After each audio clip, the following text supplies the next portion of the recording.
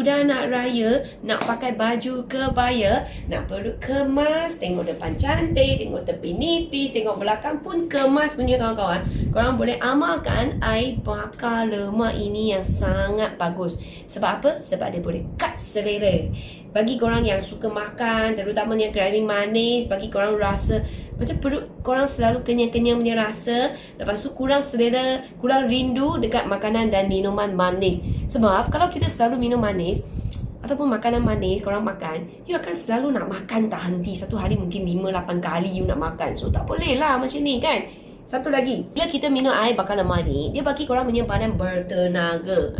Korang boleh buat lebih aktiviti ataupun korang kurang rasa penat. Lagi senang ni berpeluh ni semua. So bila korang lebihkan aktiviti dan kurangkan makan sudah, korang badan akan jadi semakin Lepas tu satu lagi, satu sachet ni baru 10 kalori sahaja. Kalau kita buat air bakar lemak dalam 1 liter ni, maksud ini 1 liter kita minum habis pun dia 10 kalori sahaja.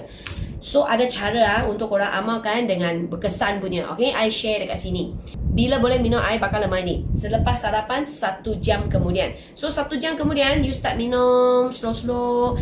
Sebelum petang punya lunch korang kena habiskan ni.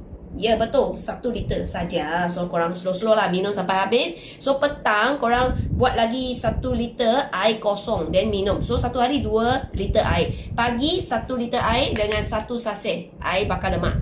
Petang 1 liter air kosong. Korang try. You akan rasa perut korang selesa, tak asyik lapar, tak asyik nak makan, tak suka manis lagi. Dia punya rasa bukan manis punya, pahit-pahit manja punya. Sebab air bakar lemak ini langsung dia tak ada gula tambahan, tak ada pemanis, tak ada colouring, tak ada lemak langsung. Okay, susu semua dia pun tak ada.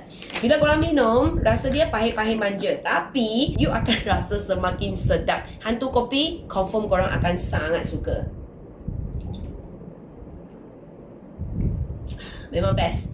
So korang pergi cari Midi Arabica Coffee. Tapi pastikan korang beli dekat kedai Simple Health. Jangan beli kedai lain. Sebab kedai lain semua fake produk. Hanya kedai Simple Health saja ada barang original. Barang original itu penting. Sebab kini makanan, minuman nak masuk dalam badan punya, kena pastikan semua cok ini ada selamat ni. So pastikan Midi Arabica Coffee kedai Simple Health. Setiap hari 1 sachet larut dengan 1 liter air. Pagi habiskan. Sebelum lunch habiskan. Nanti you tengok raya nanti paling cantik.